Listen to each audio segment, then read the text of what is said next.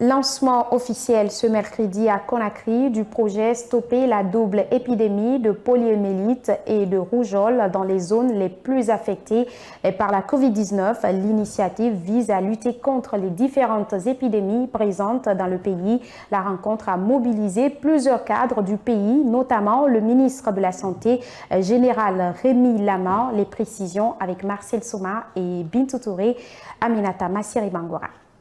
Ce projet dénommé « Stopper la double épidémie de poliomyélite et de rougeole dans les zones les plus affectées par la COVID-19 en Guinée » est une initiative de la coopération guinéo-japonaise. Il vise à améliorer la qualité du système de santé d'ici mars 2022 contre la poliomyélite et la rougeole, alors que les efforts sont concentrés sur la lutte contre la COVID-19.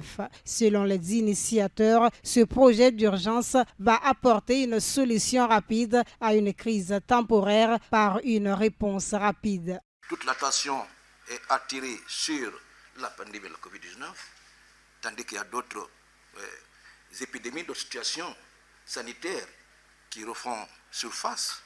Quand je prends celle de la maladie à virus Ebola qui a ressurgi en région forestière, plus précisément à Sérékoré, et aussi dans le cadre de la lutte, de la réduction de la mortalité et de la morbidité liée à la polio de source vaccinale, de la rougeole, qui continue à faire des victimes.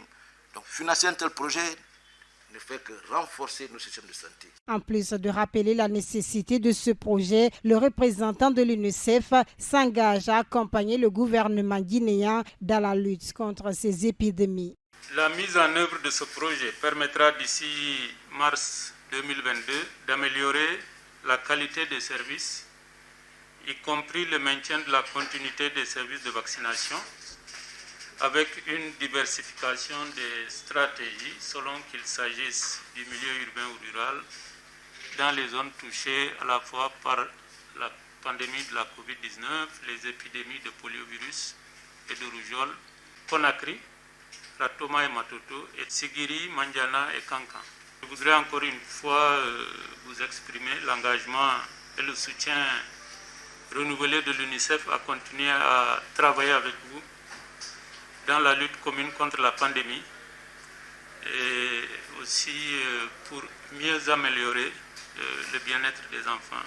Le gouvernement japonais également se dit déterminé à apporter son soutien inconditionnel aux autorités guinéennes. Le Japon, comme lors de la précédente épidémie Ebola, continue d'apporter son soutien actif à la Guinée et à son système de santé.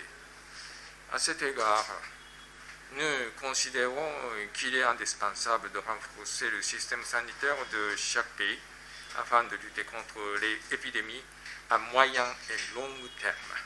Ce projet financé à hauteur d'1 469 772 $ va également résorber les épidémies en cours, intensifier la vaccination, renforcer les services de nutrition, mais aussi améliorer les pratiques d'hygiène et de la communication à travers le pays.